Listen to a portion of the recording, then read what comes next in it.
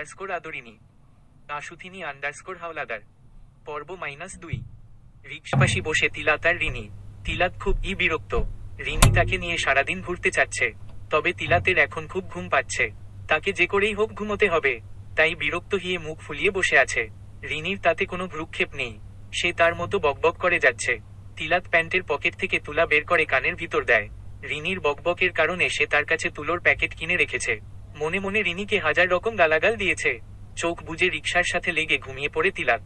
রিনি তার সারা শব্দ না পেয়ে তিলাতের দিকে তাকায়। ইতিমধ্যে তিলাত নাক ডাকা শুরু করেছে। অবাক রিনি, রিকশায় কেউ ঘুমোতে পারে? আশ্চর্য, এই কুম্ভকর্ণকে না দেখলে কখনো জানতো না। রেগে জোরে ধাক্কায় দেয় তিলাতকে।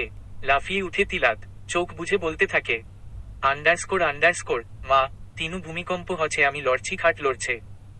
মেঘ ভাই বাঁচা আমায়, আমি তোর কাছেই আমার বোন বিয়ে দেব, কথা দিচ্ছি, বাঁচিয়ে দে আমায়। রিকশাওয়ালা মামা রিকশা থামিয়ে রাস্তায় বসে শব্দ করে হাসিতে থাকে। ফোঁস করে ওঠে রিনি। অনেকেও তাকিয়ে আছে তাদের দিকে। তিলাতের কান থেকে তুলো বের করে, বলে, আন্ডারস্কোর এটা কি? এক চোখ খুলে দেখে তিলাত। জিভ কাটে তিলাত, বিড়বিড়িয়ে বলে, আন্ডারস্কোর কাম সারছে। মেকি হেসে বলে, আন্ডারস্কোর এটা কি বাবু? দাঁত বের করে হাসে রিনি। দাঁতে দাঁত চেপে হেসে বলে, আন্ডারস্কোর কেন বাবু, এটা জানো নাকি?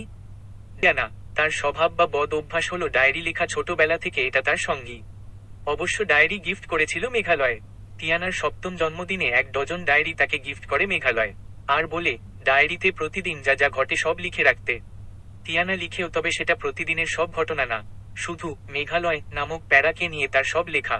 লিখতে শুরু করে টিয়ানা, আমার জীবনের সবচেয়ে প্যারাময় মানুষটি হচ্ছে তা গ্রেট মেঘালয় চৌধুরী।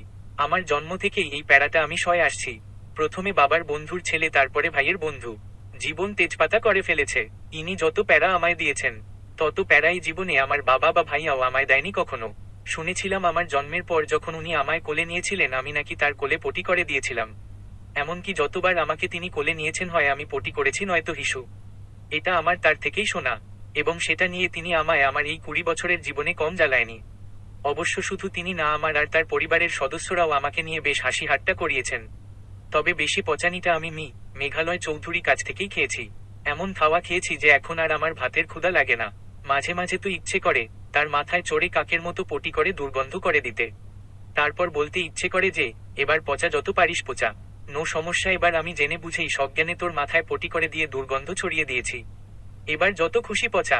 কিন্তু মেঘালয় নামক প্যারাকে আমি শুধু ডায়েরি পাতাতেই যত খুশি গালি বা কথা শোনাতে পারি, বাস্তবে আমি তার সামনে নিতান্তই এক নিরহ প্রাণী। আন্ডারস্কোর তিনু শোন। মায়ের ডাকে লেখা শেষ করে উঠে টিয়ানা। হেলতে দুলতে রান্নাঘরের মোড়াতে গিয়ে বসে আলসে দিয়ে প্রশ্ন করে, আন্ডারস্কোর কিছু বলবা? আমার বহুত ঘুম পাচ্ছে, ঘুমোতে হবে, যা বলার তাড়াতাড়ি বলো। কটমট করে মেয়ের দিকে তাকায় তুলিকা আহমেদ। টিয়ানা মায়ের এমন চাহনি দেখে বোকা হাসে। তুলিকা মেয়ের দিক থেকে চোখক সরিয়ে টিফিন বক্স রেডি করে বিরিয়ানি রাখে তাতে। টিয়ানা বিরিয়ানি দেখে লাফিয়ে উঠে প্লেটে নিয়ে খেতে যায়। তুলিকা তার কাছ থেকে প্লেট টেনে নয় টিফিন বক্স হাতে তুলে দেয়। টিয়ানা ঠোঁট উল্টে অসহায় চোখের মায়ের দিকে তাকায়, তবে তাতে তুলিকার ভ্রুক্ষেপ নেই। সে কড়াইতে তেল ঢেলে বলে, আন্ডারস্কোর আগে বাটিটা নিয়ে মেঘদের বাড়িতে দিয়ে আয়, তারপর এসে খাবি। মেঘ বাবা বিরিয়ানি খুব পছন্দ করে। বিরক্ত হয় টিয়ানা, রাগ মিশ্রিত কণ্ঠে বলে, আন্ডারস্কোর সারাক্ষণ মেঘ। তোমার মেঘ বাবা বিরিয়ানি শুধু পছন্দ করে, আমি করি না। সব কিছুতে শুধু মেঘকেই দেখো তোমরা। আমি কোথায়? আমার কাছ থেকে যখন কেড়ে নিয়েছো খাবার, আমি খাবই না তোমার বিরিয়ানি। মেয়ের এমন কথায় তুলিকা কিছুটা অবাক হয়। এর আবার কি হলো হঠাৎ করে? বাটি নিয়ে বাড়ি থেকে বেরিয়ে যায় টিয়ানা। উদ্দেশ্য মেঘালয়ের বাড়ি। তাদের বাড়ি থেকে 5 মিনিটের পথ। হেঁটে যাওয়া আশা করা যায়। লাগাওয়া বেকনিতে গিটার নিয়ে বসে মেঘালয়। তবে বেলকনি বলা যায় না, বেলকনি না বলে মিনি ছাদ বলা যায়। গিটারে সুর তোলার চেষ্টা করে মেঘালয়। তার অনেকগুলোর শখের প্রধান শখ গান আর গিটার। তার থার্ড ভালোবাসা বলা চলে। গেটের দিকে চোখ যায় তার। টিয়ানাকে আসতে দেখে মৃদু হেসে গিটারে সুর তুলে সাথে নিজের কণ্ঠে।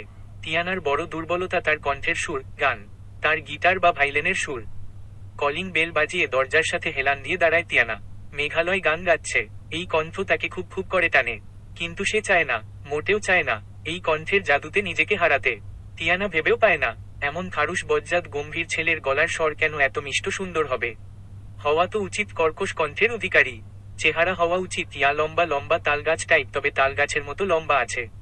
যেখানে সে চুনোপুটি। আর এর নাক হওয়া উচিত ছিল সুপারি গাছের মতো লাম্বুস, কান হওয়া উচিত হাতির কানের মতো, কিন্তু সেগুড়ে বালি হয়েছে পুরু ইংরেজদের মতো ধইলা। আর চেহারা তো মাশাল্লাহ, এদের পূর্বপুরুষ হয়তো ইংরেজ ছিল তাই এত ধলা। যেদিন থেকে ক্রাশ শব্দের মানে সে জানে, সেদিন থেকে প্রতি ক্ষণে ক্ষণে এই খারুশটার উপর উঠতে বসতে ক্রাশ খায় সে। তবে যে কোনো সময় ক্রাশ বাসে পরিণত হতে পারে ভেবে নিজেকে সামলে নেয়। মেঘালয় নামক প্যারাকে আর যাই হোক বিশ্বাস করতে নেই, কখন যে এসে তাকে ভেনিশ করে দেবে ঠিক নেই। হঠাৎ হুমড়ি খেয়ে ফ্লোরে পড়ে যায় তিয়ানা। কোমরে হাত দিয়ে আশেপাশে তাকিয়ে বোঝার চেষ্টা করলো কি হলো। সামনে মেঘালয় দেয়ালে হেলান দিয়ে এটিটিউড নিয়ে দাঁড়িয়ে আছে। ভেংচি কাটে তিয়ানা, এত ভাব যে কই থেকে আসে ভেবে পায় না সে। তিয়ানা উঠতে গিয়ে বুঝতে পারে বেশ ব্যথা পেয়েছে সে, তাই চিৎকার করে ডেকে উঠে, আন্ডারস্কোর আন্ডারস্কোর মাম্মিম। তিয়ানার চিৎকারে মেঘালয় নিজের এটিটিউড ভুলে কান চেপে ধরে। কিচেন থেকে ছুটে আসে মৌমিতা। তিয়ানাকে এভাবে ফ্লোরে পড়ে থাকতে দেখে তার কাছে গিয়ে তাকে জড়িয়ে ধরে। জিজ্ঞেস করে, আন্ডারস্কোর আন্ডারস্কোর তিনু মা আমার কি হয়েছে? তিয়ানা ফুপিয়ে বলে, আন্ডারস্কোর আন্ডারস্কোর তোমার ছেলে আমার ফেলে দিয়েছে মাম্মিম। মেঘালয় কটমট করে তাকায় তিয়ানার দিকে। তিয়ানা তার মাম্মিমের কোলে মুখ লুকিয়ে হাসে। এবার খাক বকা, খারুশ একটা।